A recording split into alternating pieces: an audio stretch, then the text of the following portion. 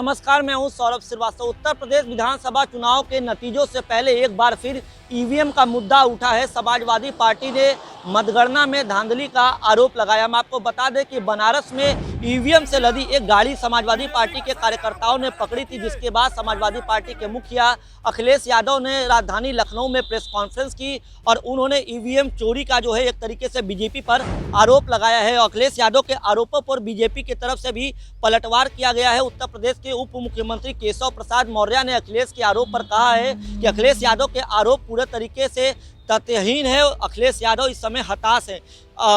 Deputy CM Keshav Prasad Maurya के अलावा उत्तर प्रदेश के सह प्रभारी और केंद्रीय मंत्री अनुराग ठाकुर, ब्रजेश पाठक ने भी लगातार जो है समाजवादी पार्टी के मुखिया अखिलेश यादव पर पलटवार किया। हम आपको बता दें, अखिलेश यादव ने मंगलवार को राजधानी लखनऊ में प्रेस कॉन्फ्रेंस करते हुए कहा था कि सीएम के सबसे बड़े अधिकारी प्रमुख सचिव का जगह जगह फोन जा रहा है, वहाँ से जहाँ बीजेपी हार रही है वहाँ काउंटिंग स्लो कराओ। क्या वजह है कि बिना सिक्योरिटी, बिना इतने इंतज़ाम के ईवीएम्स जा रही हैं और ईवीएम्स के बारे में ये मानना है कि किसी भी वेयर हाउस में रखी हो या किसी भी स्ट्रांग रूम में रखी हो तो बिना प्रत्याशी के जानकारी के आप मूव नहीं कर सकते हैं। अगर आपको ईवीएम्स को मूव करना है तो कम से कम जो प्रत्याशी चुनाव लड़ रहे हैं उनकी जानकारी में होना चाहिए। और सोचिए, मुख्यमंत्री आवास से प्रमुख सचिव, मुख्यमंत्री जगह जगह फ़ोन कर रहे हों और डीएम्स को बता रहे हों। ये घबरा गए उसी दिन जिस दिन अखबारों में कुछ जगह आया कि कहीं पार्क की सफाई हो रही है, कहीं घर की सफाई हो रही है।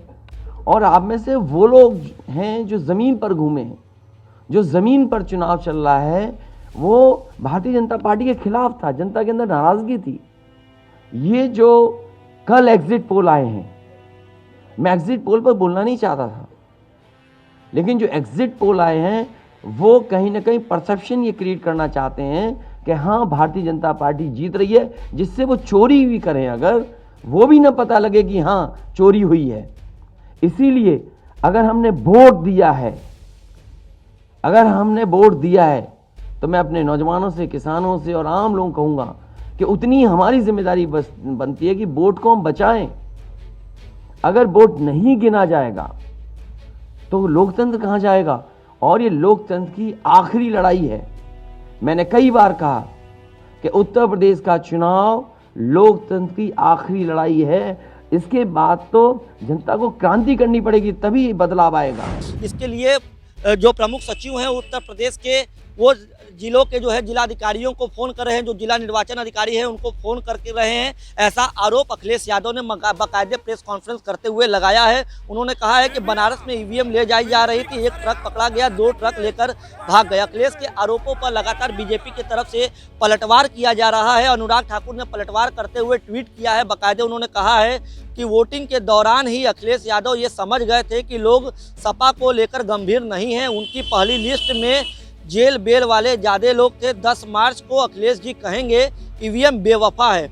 उन्होंने इसका इंतजार भी नहीं किया, उन्होंने ये बात 8 मार्च को ही कह दी। इसके अलावा अखिलेश यादव पर पलटवार करते हुए केशव प्रसाद मौर्य ने, जो कि उत्तर प्रदेश के मुख्यमंत्री, उन्होंने भी पलटवार करते हुए कहा है कि अखिलेश यादव का बयान माहौल को खराब करने की कोशिश है। किसी अधिकारी और आयोग पर आरोप लगाना शोभा नहीं देता है। परिवारवाद की राजनीति वाले अखिलेश यादव भाजपा लोकतंत्र रक्षक है, परिवारवाद से बचाने की रक्षक है। उन्होंने कहा कि अखिलेश यादव अपना यह बयान बौखलाहट और घबराहट में दिए हैं। इसके अलावा ब्रजेश पाठक ने भी अखिलेश यादव पर पलटवार किया है। तो जैसे ही अखिलेश यादव समाजवादी पार्टी के तरफ से बीजेपी पर ईवीएम पकड़े जाने के मामले को लेकर के आरोप लगाना शुरू किया, उन्होंने कहा कि ईवीएम मशीन जो है वो बदली की जा रही है, वो मतगणना में धांधली का पूरा एक तरीके से आरोप लगाया है अखिलेश यादव ने। तो उस पर लगातार अब बीजेपी की तरफ से पलटवार किया जाता है। अब देखना ये होगा कि 10 मार्च को जब नतीजे आएंगे, क्योंकि एग्जिट पोल जो नतीजे बता रहे हैं उसके मुताबिक एक बार फिर उत्तर प्रदेश में बीजेपी यानी कि मुख्यमंत्री योगी आदित्यनाथ की सरकार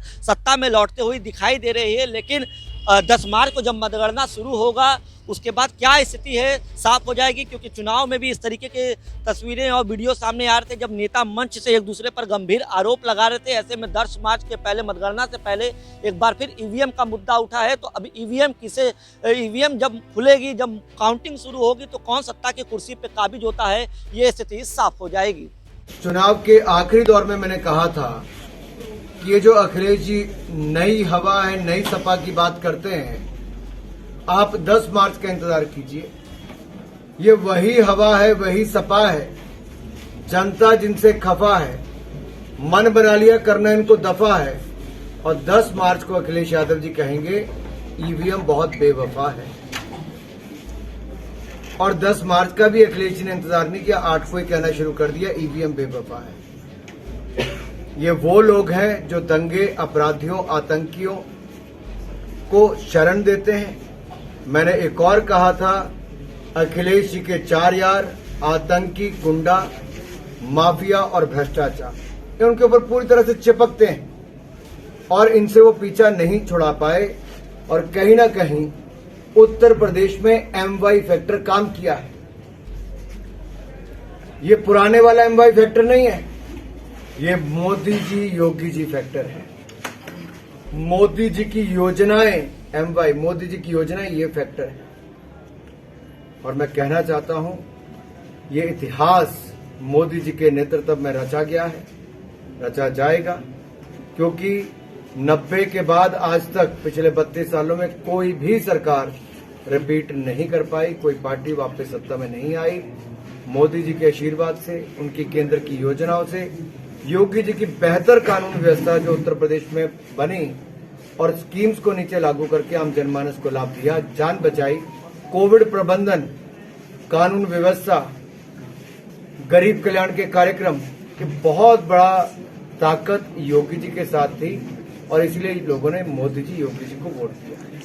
क्या वजह है कि बिना सिक्योरिटी, बिना इतने इंतजाम के ईवीएम्स जा रही हैं?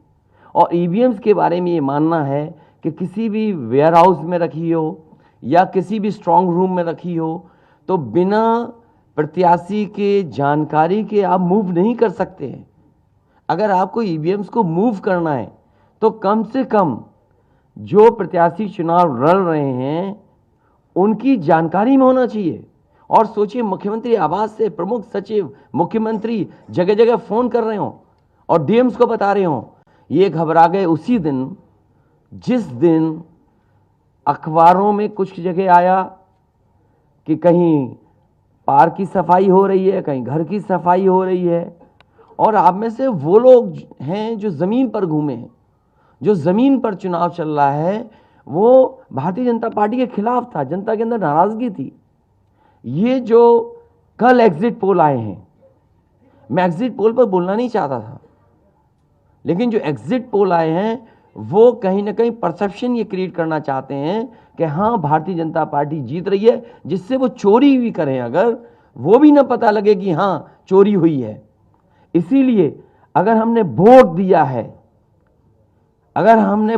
है तो मैं अपने नौजवानों से, किसानों से और आम लोगों को कहूँगा कि उतनी हमारी जिम्मेदारी बनती है कि वोट को हम बचाएं। अगर वोट नहीं गिना जाएगा तो लोकतंत्र कहाँ जाएगा? और ये लोकतंत्र की आखिरी लड़ाई है। मैंने कई बार कहा कि उत्तर प्रदेश का चुनाव लोकतंत्र की आखिरी लड़ाई है। इसके बाद तो जनता को क्रांति करनी पड़ेगी, तभी बदलाव आएगा।